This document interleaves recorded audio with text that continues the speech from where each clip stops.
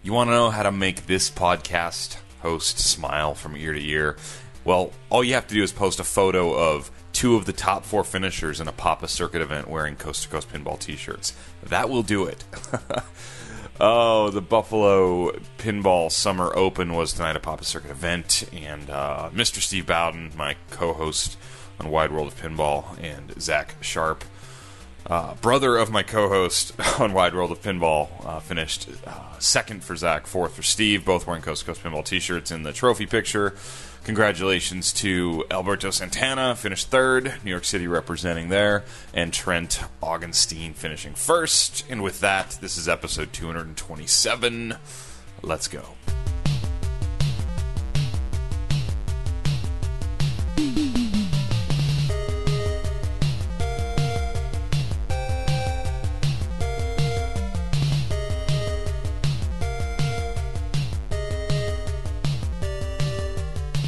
Welcome to Coast2Coast Pinball. My name is Nate Shivers. This is a podcast, a commentary. I'm the man out of quarters. How are you all doing?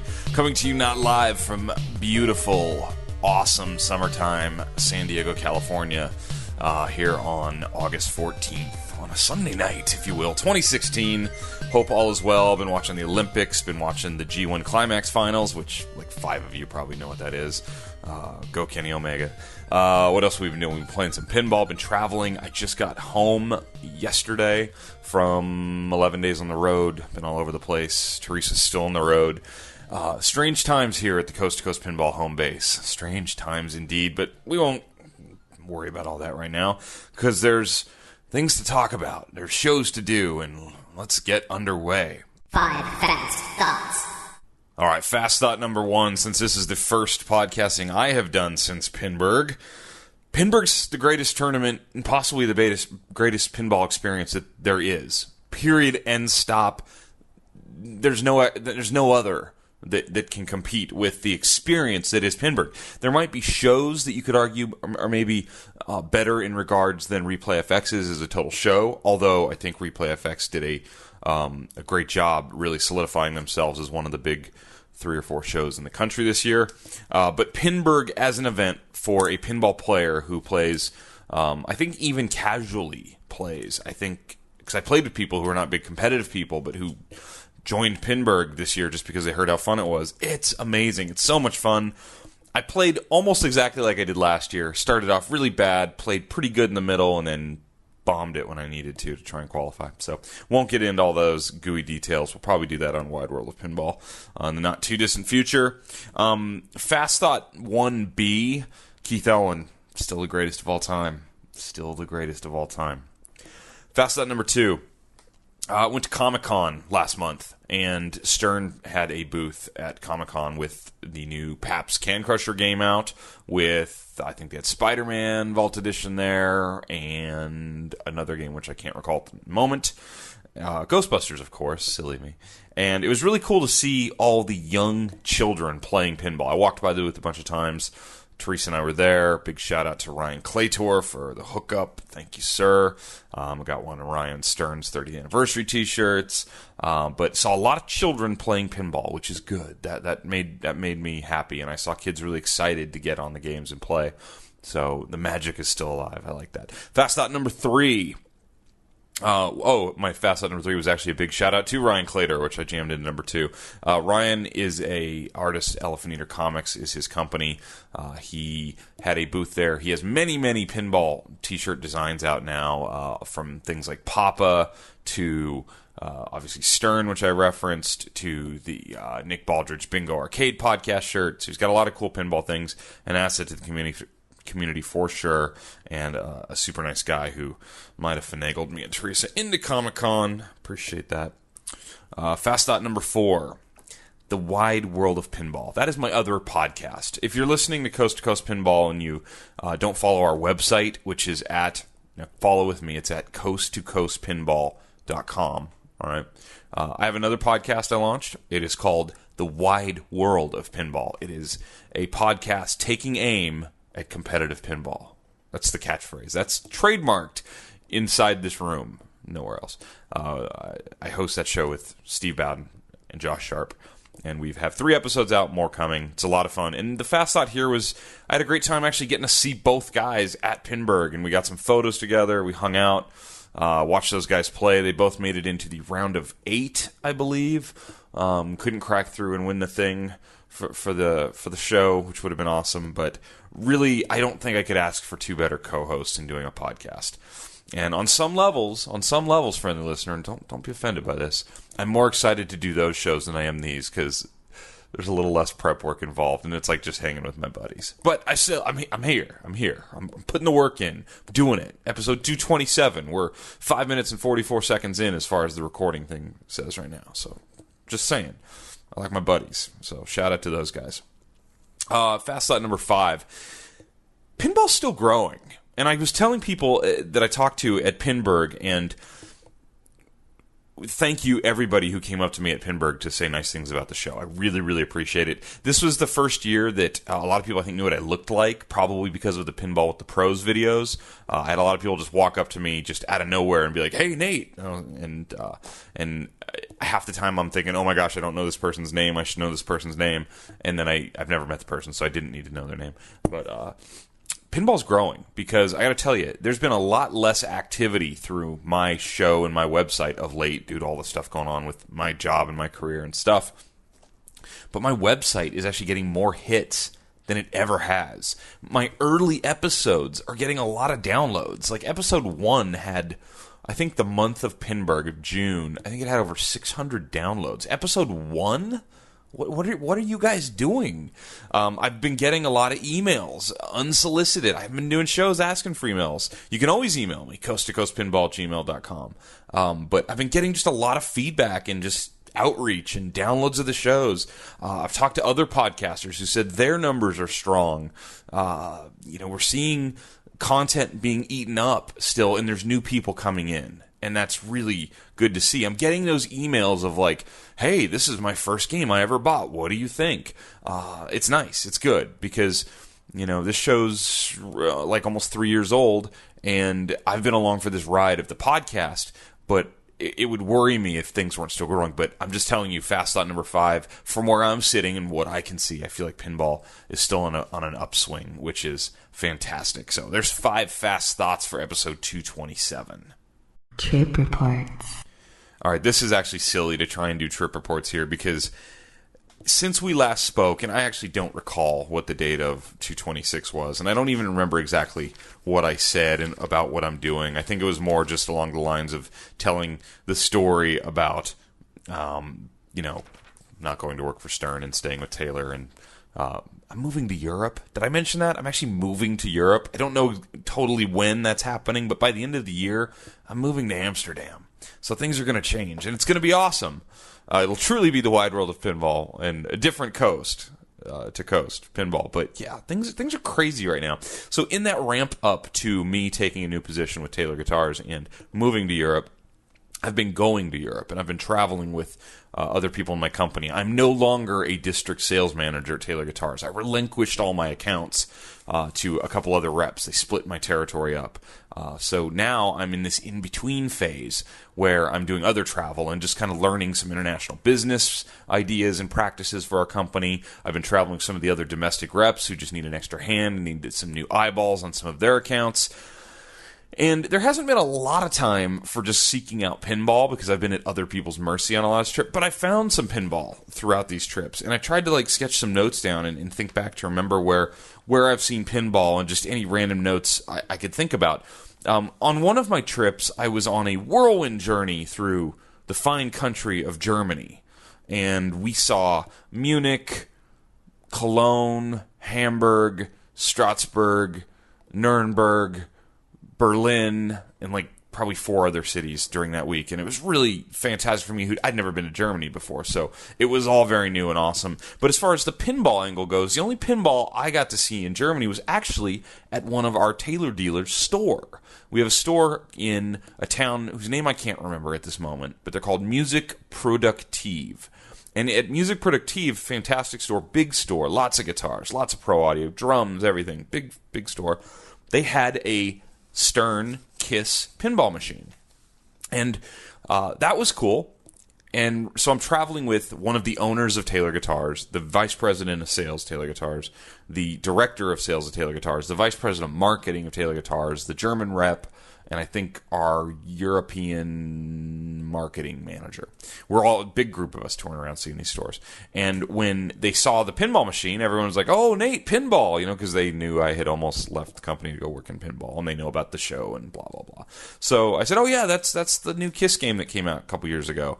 And I said, "That's a really cool one because it has an alternate logo on it, because the Kiss logo has two S's, which are sort of reminiscent of the old German SS logo, which of course is sort of non-cool, non-PC nowadays. So they use an alternate looking S on the games for German distribution.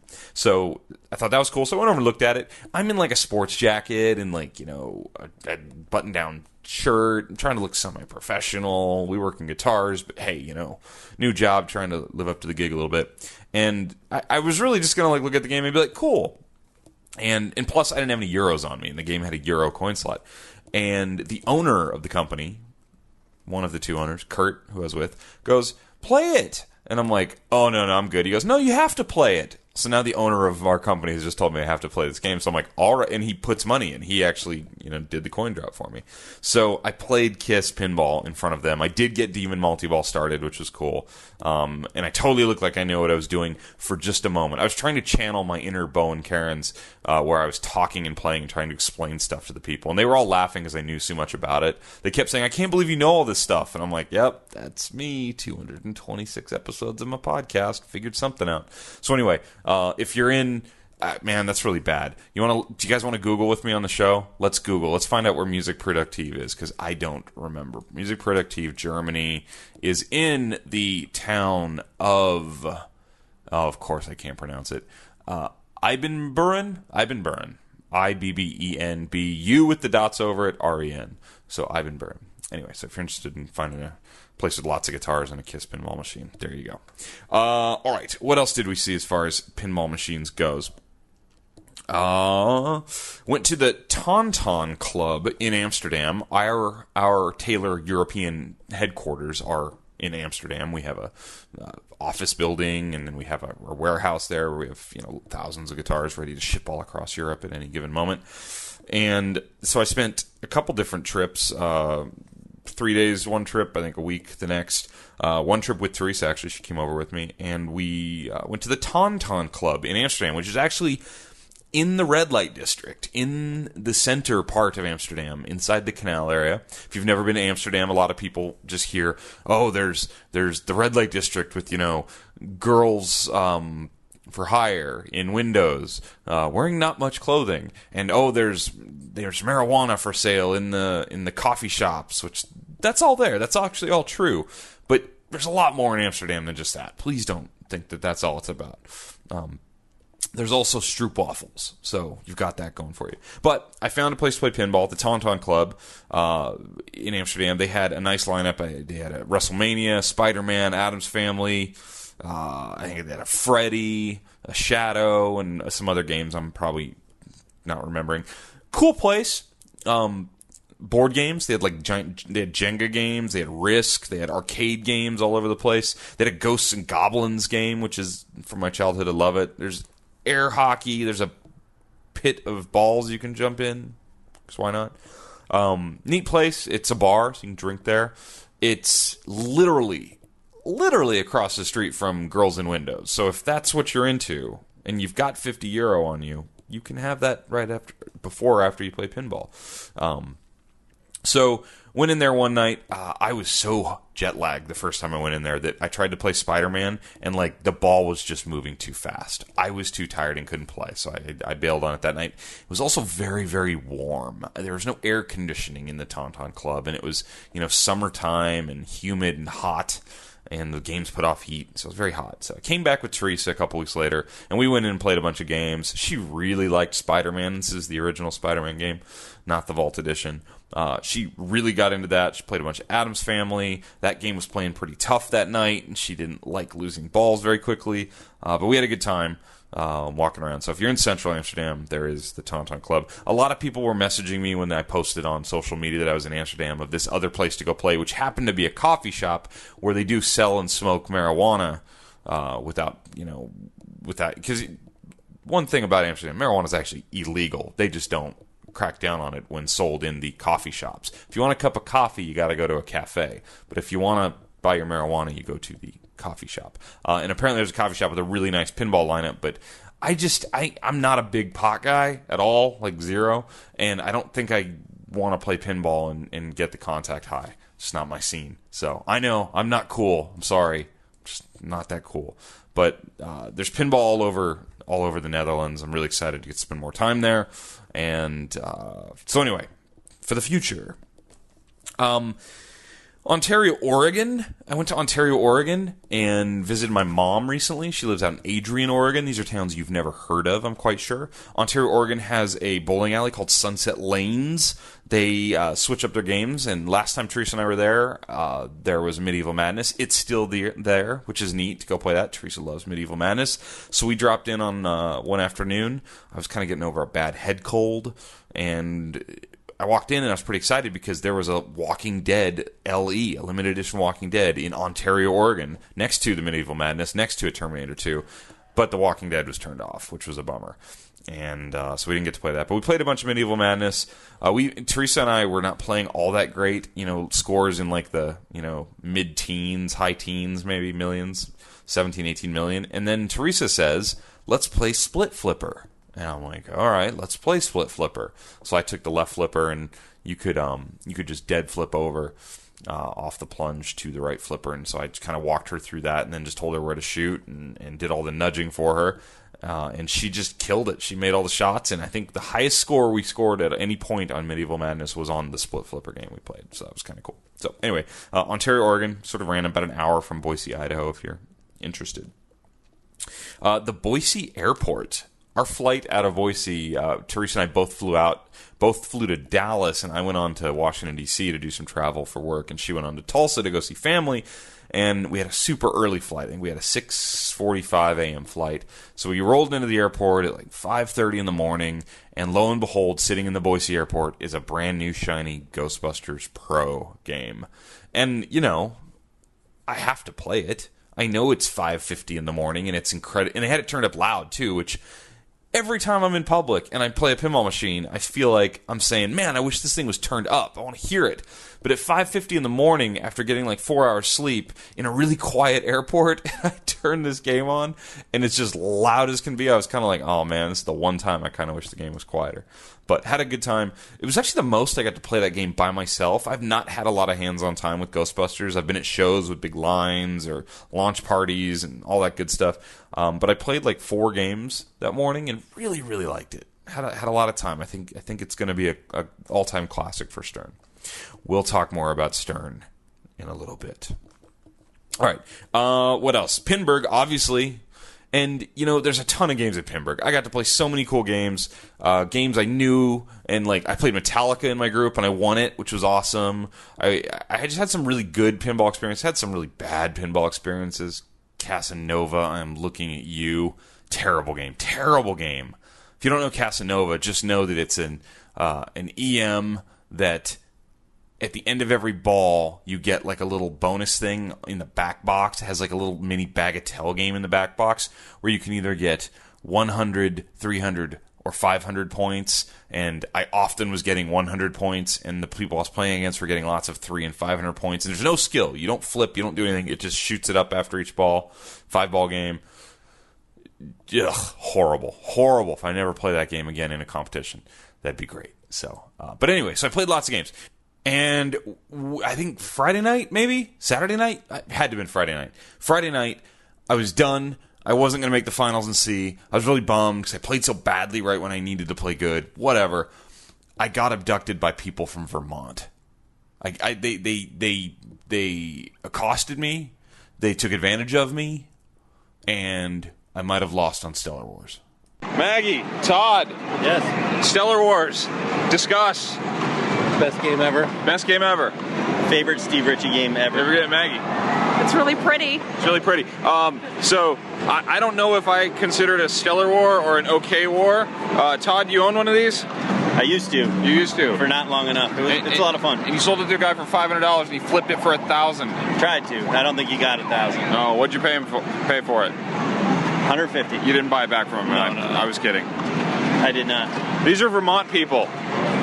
Yeah, go Vermont. Vermont has pinball, believe it or not. I believe it. Yeah, so that's an indoor activity. Vermont traditionally an outdoor state, so it's kind of a conflict there. Does Bernie Sanders play pinball? Yeah, I mean he's obviously at the pinball co-op 24/7. Can't keep him out of there, that dude. Maggie, you laugh at this. Why do you laugh at this in your New Haven, Connecticut T-shirt? Why do I laugh at this? Maggie wants no part of this. She wants no part of this. No part of this. Todd, it was a pleasure losing to you at Stellar Wars. How did you beat me? Upper right drop targets. Upper right drop target, and I didn't hit them enough. No. You got to hit them 3 times to like the spinner. And I heard the spinner's awesome after that, right? Incredibly awesome. Like 100 points per or 1,000 points per? 1,000 points per. Steve Ritchie Classic, yeah? Yep, absolutely. Thanks for coming on. Anytime. Sweet. Tomorrow. Yeah. See you Stellar Wars here, right? Yeah. Tomorrow. Perfect. Absolutely. Good night. All right, so that was Steve from Vermont, Maggie from, I think, Vermont, partially Connecticut. I don't know. Kind of confusing. And Todd from Vermont. Really good people. I lost on Stellar Wars, but what the audio didn't capture was Steve was setting me up to beat me at the next game, too. He wanted to, crush me. And we played Title Fight. Have you guys played Title Fight? I've only ever played it at Papa. They brought it to Replay FX, so it was in the free play area. I don't want to embarrass Steve in a public forum like this. I don't want to rub it in, but I destroyed him. I destroyed Steve. Steve wanted to beat me so bad at Todd Fought, right, Steve? I'm just kidding. I had a great time playing. We played a couple other games, too. I don't remember what it was. Anyway, Steve, Maggie, Todd, fantastic people from Vermont. There's only a few hundred or maybe a couple thousand people in Vermont, so go there, meet them. They're great, fantastic. So that's Pinburg in a nutshell. For me, that's my trip reports. It's what I got for you, right? I've seen some other pinball machines. I can't remember. I'm trying to get the show out, and we've got to get to the next section of the show. Forum static. All right, so for forum static here tonight, I think that we need to jump into the Pinside Pinball forums, and I want to kind of talk about 2 different topics that are on the same subject. This topic, this forum post is titled, "Hey Stern, are you serious?" ? And the other one is your Stern being a noun here, is your Stern, meaning Stern Pinball Machine, ghosting, crazing, insert lifting, other ? So, backstory here, what's going on? There are some games out there in the field right now that are having a ghosting problem. Ghosting, we're not talking about LED flickering, where LEDs are getting power from the machine when they're not on, therefore partially lighting behind the insert. What we're talking about here is it's a separation of the clear coat over the insert, showing then instead of a nice crystal clear plastic insert, you see a little bit of a white or a non-clear part of the playfield over this insert, which is called ghosting. And I was hesitant to talk about this a couple weeks ago when I first saw reports of it popping up, because one thing the internet can do is it can amplify very little problems and make them more than they are. But I think that now that we've seen enough games and heard from enough people and seen this, granted, very unscientific survey that's been done on Pinside, it's definitely worth talking about here, because this is further proof that making pinball is hard. Building pinball machines is hard. Stern Pinball, the biggest, the longest lasting pinball manufacturer in the world, has a problem here. There are some amount of games, we don't know what percentage, we don't know how big or how widespread this problem really is, but there are games with problems with playfield issues, specifically the ghosting issue, where it seems like there's an adhesion problem, to my untrained, ignorant eyes here, where the clear coat is coming away from the inserts. and we're seeing some cracking around some of them. We've even seen some clear in some other spots on the playfield chip off on some of these. Now, we're not used to seeing issues quite like this out of Stern. Stern's been building a lot of games over the past few years. I myself have bought new in-box games. Many people I know have bought new in-box games. The vast majority of all games you hear being purchased by Stern are great out of the box. Maybe they need some tweaking. Maybe there's some lights that came loose during shipping. These things are big and heavy. Things rattle around, etc., etc., etc. But there have not been many major issues. I think maybe the Game of Thrones Left Orbit issue would probably be the biggest thing I can think of off the top of my head. But by and large, flippers, playfield, main mechs, the toys, everything's been pretty solid from Stern. So to see something like this pop up, you want to give them the benefit of the doubt and think that, well, maybe it's just a couple games. But I think that it's possibly more than that. I know that on Pinside, in the forum topic where there's a question, do you have issues or not, there are well over 100 people saying they have issues. And there's, well over 100 people saying they don't have issues. So this is a tough one because Stern doesn't make these playfields in their factory. These playfields are built by a contractor. So just like I like to relate things to what I do with acoustic guitars, we build a lot of the guitar at Taylor in our factories in El Cajon, California, and in Tecate, Mexico. We build most of the guitar there. But there are parts and pieces of the instrument that we have someone manufacture for us. On the guitar, I would pick out something like the tuning keys, the part where the string attaches on the headstock of the guitar and you actually twist the string to tighten it or loosen it and thus changing the pitch up or down. We don't make our own tuning keys. These are a highly specialized little mechanical piece made out of metal. That's not what we do. We work with wood and glue mostly at Taylor. So we have somebody make tuning keys for us. This situation would be as if we shipped some guitars to our customers and then there was something wrong with those tuning keys. Now, it's on our guitar. Our name's on the guitar, so it's our problem, right? Stern has problems with playfields. There is something going on here where there's getting these little, kind of whitish pieces are showing up underneath the clear, in between the clear and the actual plastic insert. And it's interesting. As the posts first started coming out, it was, it doesn't really affect anything. Some people said that. Or, these are... games with a lot going on. Is that really going to affect how you enjoy it? The problem is what's happened with purchasing pinball machines over the last decade is that these have gone. It's like I've said this before. It's like taking the roller coaster home with us. These were entertainment devices, coin operated business devices that people would go find out in the world and put their money in, play some games, and come home. Well, now people are just bypassing that and just buying the darn thing and putting it in their house. And we've pretty well documented that on the history of this show. So when you have little cosmetic issues, there is a group of people in pinball who very much believe little nitpicky cosmetic issues, like a little scratch here or something printed not quite right, no big deal. This is really a big, commercial piece that I've decided to buy and bring home with me.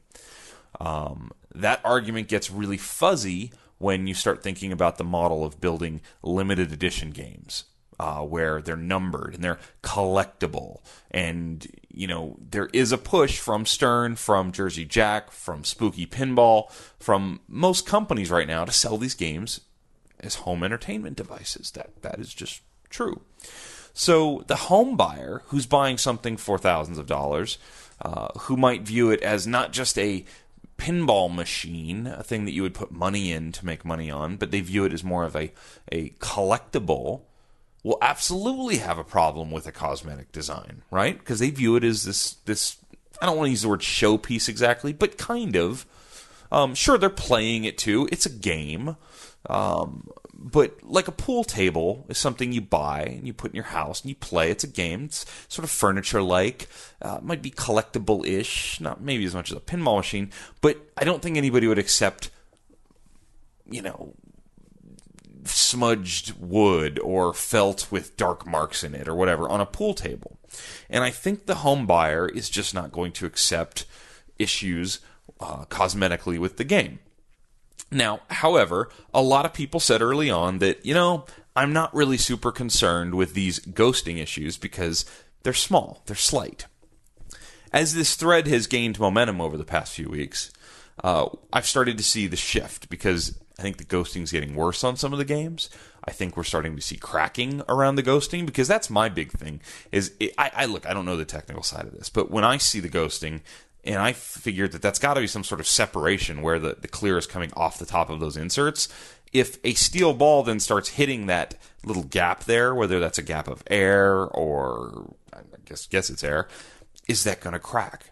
You don't want a clear coat isn't super hard. It's not as hard as like glass because it has to have some sort of give. It gives, it goes into the wood, it dimples. You don't want the clear to crack every time the ball hits it hard. So there's some sort of give, but now we've seen some crack.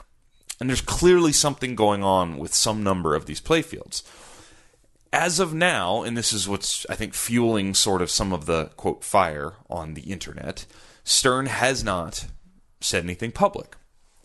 I'm not sure from where I'm standing I would have expected them to say much yet, because I am guessing, and I have no inside information on any of this. So if any of you are wondering, like, oh, Nate, you're on the take with Stern, or we're almost on the take with Stern, or whatever you're wondering, I don't know. I don't know.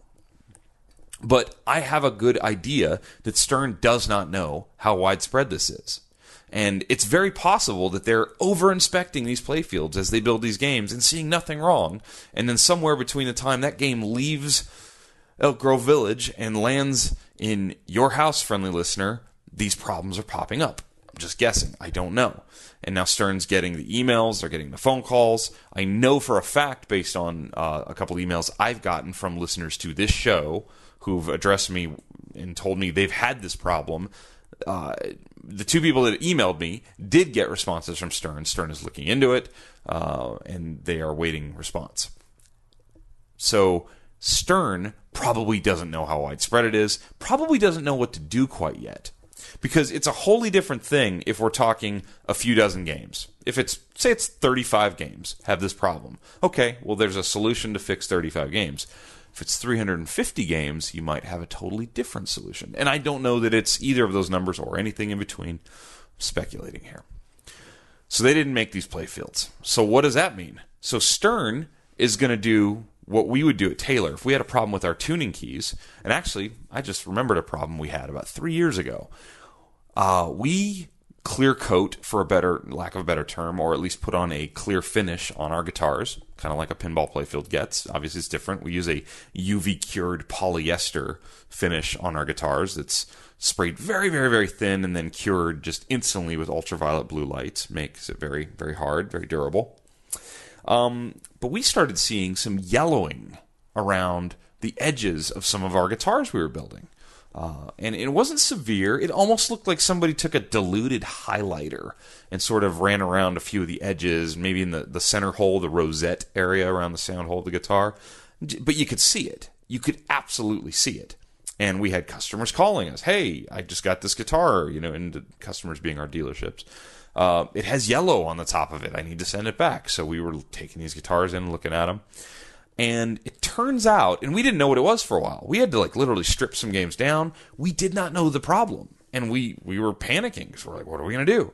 And we certainly didn't send out a bulletin to the world and say, oh my gosh, we have this problem. We needed to figure out what the problem was before a big, public-facing company goes out and starts making announcements. Turns out, and I don't know how much of this I'm supposed to talk about, there was a glue being used that connected parts of the guitars together. And when you seal joints on a guitar, oftentimes glue seeps out. And you do your best to get all that glue off, but sometimes some of it's still there. Anyway, the company that made the glue for us, we don't make the glue, we buy the glue, it's contracted to use on our guitars. They changed the formula of the glue and they didn't tell us. And this glue was then reacting with our finish to create this yellow tint wherever it had seeped out and gotten on the wood. So if you kind of extrapolate that out to Stern's buying playfields or contracting a company out to make playfields, and then there's a problem with them, everyone's like, whose fault is this? Was it our fault there was yellowing happening on the tops of those guitars? Doesn't really matter, does it? That's the answer. Doesn't really matter whose fault it is. What matters is you're selling a product to a customer with expectations of the product. And we had to take lots of guitars back. I'm sure, had some interesting phone calls and conversations that I'm personally not privy to with said manufacturer of the glue, because we have a contract to buy the glue that's supposed to be a certain thing, and they changed it, and then it messed up our production. So if Stern's buying a piece of their machines and that piece starts failing, they're probably going to go to their contractor who made this piece of the machine, and there's going to be, quote, I'm just going to say generally, conversations and negotiations on what to do next, right? Who's going to pay for this? That's the big question. Who paid for all those guitars that we had to like strip the finish off of? And, you know, I don't even know that we fixed them all. I think we sold some of them as like seconds or something like that. And that's a problem. Who's on the hook? What can't happen, from what I'm seeing with these playfield issues, the customer cannot be on the hook. Now, as you know, I, in full disclosure, almost went to work for Stern in a sales distribution position. And one thing you'll note is Stern does not sell direct. Stern does not sell to their end-use customers. Stern sells to commercial distributors, and they sell to consumer-facing dealers. So do you go to your dealer or do you go to Stern if you have one of these problems? That was one of the emails I had, is who should I be talking to? And they named a very well-known dealer of games who they bought the game from.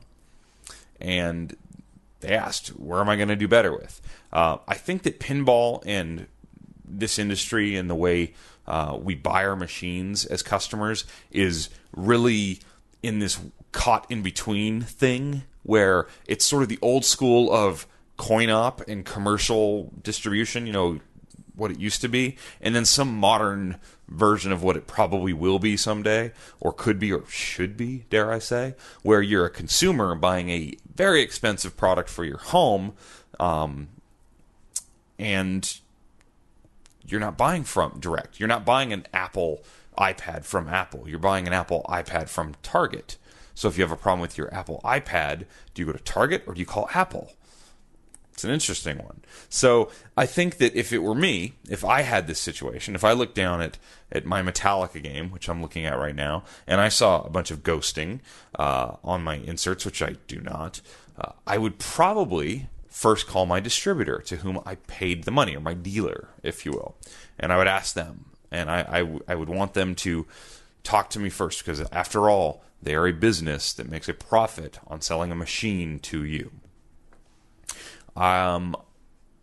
Past that, I would then start contacting Stern. Stern has a very good reputation, despite a warranty that maybe doesn't offer you much in terms of what I think most consumers expect out of a consumer-type warranty. You know, you buy a computer, it's got a warranty. You might have 90 days on this on the screen, 180 days on this. Or, you know, you buy a car. Cars today have these big bumper-to-bumper warranties, 60,000 miles, 100,000 miles, or 3 years, or whatever.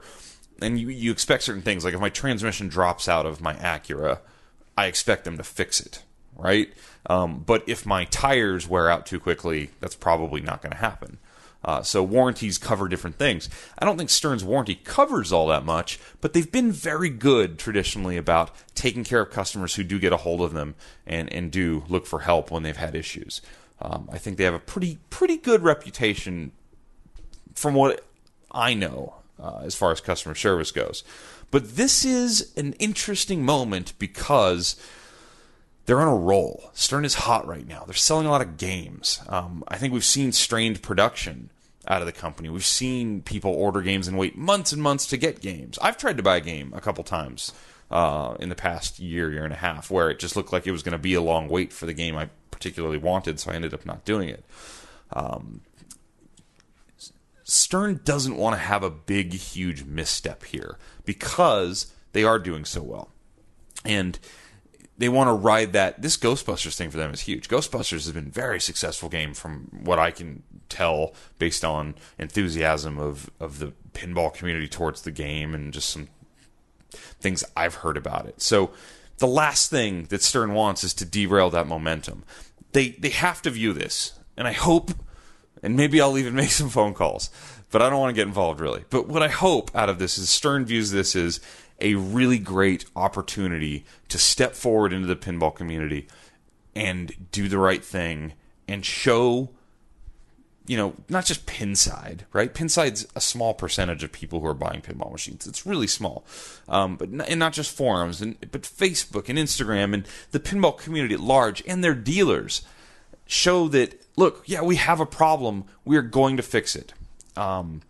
I know people are impatient. We talk about sometimes on this show internet time versus real life time. In real life time, 2 or 3 days is 2 or 3 days. In the internet, 2 or 3 days is like 5 weeks. It's like, that's a long time. So everyone wants an answer right away. You don't know if somebody from the main team at a company is on vacation for a week, and you're just not going to get an answer that week because they're on vacation. You don't know if they've got calls into other people to try and figure out this.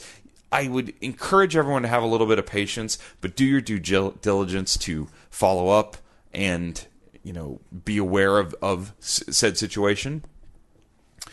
Would I buy a new Stern pinball right now?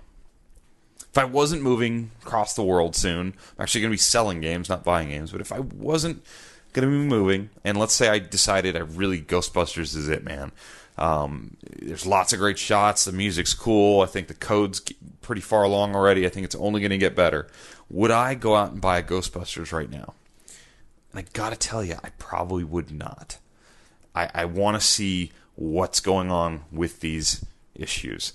My gut instinct is it's isolated, it's small, it's just going to be a few games, but I want to see what happens. And that's where Stern has to get on this, because I understand that the internet moves faster than you do, and I understand that you want to make the right move, and you don't want to blow up and put out a press release if it's only 30 games. You don't want to do that. You don't want to shake consumer confidence in your product. Your product's great. They have great product. Stern has great pinball machines. I love them. Just like Jersey Jack. When Jersey Jack had playfield issues, they had chipping clear coat and paint coming off in swaths. They didn't want to rush out and put a big thing on their website. Hey, we're addressing the problem. Because I think that's what some people in Pinside really want Stern to do. Is like a big video of Gary Stern and George Gomez and Jody Dankberg all with their arms around each other, sitting on the factory floor at Stern in Elk Grove Village going, we know we got a problem and here's what we're going to do. You're not going to get that. Because no company wants to do that. That's just not realistic. But if you've made your call and your dealers have made their call and there is an issue, they need to get an answer to those people as soon as possible. That answer will get trickled out. It's the internet. You're not going to keep secrets here. And get it fixed. And don't think about anything short-term here. The company's doing too well. There's too much good going on. Okay, let's say... let's look around here. Let's say I sell coasters. I designed a special line of coasters where I go around and I buy old flip-flops from the bros at the beach in San Diego, and I make really cool rubber coasters. Trust me, I wash them. Don't worry. I won't have you setting your drinks on dirty bro flip-flops. So I buy coasters.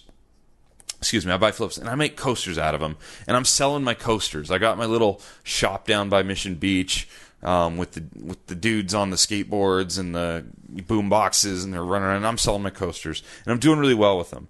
And let's say I'm selling 100 coasters a month, and each one's $1. So I'm making $100 a month, and that's a ton of money for me. And it's great. Stick with me here, folks. Let's say I have an issue where a bunch of the flip-flops I bought to make these coasters are all dried and cracked up.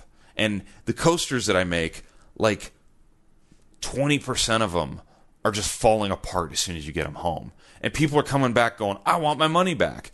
And I'm like, oh my gosh, if I give 20% of my money back here, that's like $20. I'm out $20 every month on these. But if I don't fix it, people are going to go on Yelp and tell everyone how bad I am and that I didn't back up my coasters here. This has gotten off the rails, and I'm sorry, but we're going to finish it. We're just going to finish it. long term, if I go ahead and stamp out the problem and it costs me actually double that $20 to fix it because I have to give everyone a new free coaster, now I'm at $40 and it's like really bad. It's $40. I make $100 a month and now I'm at $40 whole dollars. That's bad. But if I just think about that $40, I'm going to be depressed. But if I think long term about how good I was doing with my coasters, and I fix all this, and when I ask people like, hey, I'm fixing this, I'm taking care of this, I really appreciate you being a customer, et cetera, et cetera, et cetera. Oh, by the way, I've got some new fancy red coasters coming out next month. I hope that you'll still consider me, blah, blah, blah. And then I sell more coasters every month again, and I fix my problem. In 2 years, it's going to be gone, and I'm going to have a great reputation. But if I like stonewall these guys and go, hey, man, those were cash and carry, there's no warranty on my coasters, see ya. It's not good. Short-term things. I don't think Stern's going to do that. I can't foresee a day where I log into Pinside and I read a couple dozen people saying, I got told to eat it. My played field has bubbles and chips and cracks or whatever, and I got told to eat it. I'd just be really shocked if they did that, because these are not coasters. These are pinball machines. These are not just people walking by on the beach casually spending $1. These are people who are very entrenched in this hobby. The collector market is very strong. It's growing. Games are still selling for more than I can believe used. And there's a lot of people who view a new pinball machine as a much safer thing to buy than a used game from the dude on Craigslist who took the shaky photographs in the dark room of the T2 game that may or may not all be there or not. It might be freaking wired with, guitar strings for all I know underneath. New in box has a big allure to it. One of the big allures is it's new in a box. It's perfect. I don't have to worry about it. Whereas when I go buy my, Street Fighter 2 game for $600 in the suburbs of San Diego, and I realize that half the lights don't work, and it's not because they're burnt bulbs, it's because there's wires screwed up. I don't have to deal with that with the new in-box game. I'm paying a lot more, but I'm safe. And we've got to make sure, if I say we, if I'm a pinball manufacturer, that is one of my big advantages. So if I start having a problem, I need to get on it. I need to fix it. I need to take care of it. That's all I'm saying about this right now, is that this is an opportunity for Stern to step up and really be the shining star in the pinball manufacturing company and take care of the customers here. I don't know how widespread this is. I hope it's like 30 games. I hope it's 25 games and that poll's not real. That's what I hope. But I'm unfortunately starting to feel that there's quite a few problems out there. It would definitely pause me from buying a game, and it'll be interesting to watch and see how it plays out. So that's my piece. That's also episode 227 of Coast to Coast Pinball, everybody. That's it. That's all. Got some things lined up. Always trying to figure out how to do the next episode. Lately, it's been a time commitment thing. I really appreciate it, you guys all hanging with me. Hopefully we can do Wide World of Pinball this week with Josh and Steve. That is my hope. If you'd like to email me, you can always email me directly at coasttocoastpinball@gmail.com. Like us on Facebook. Follow us on Twitter. I don't have a Coast to Coast Pinball Instagram. I have a Nate Shivers Instagram. Whatever. The website's at coasttocoastpinball.com. I've been asked about shirts a bunch. I'm working on it. I got some ideas, so we'll get there. It's just the shirt thing is like, I might do Teespring for the next one, where I don't actually have to ship all the shirts. You just have to order it by a certain time. But there's like a long tail on these shows. There's people who won't hear this for months, and then they'll want to buy a shirt. So I get the random like PayPal money every once in a while for people who are listening to like episode 50 and buying the old shirt that doesn't exist anymore. It's kind of funny how that works. Anyway, until next time, I would really hope that you guys would all be nice to each other, take care of yourselves, and play more pinball.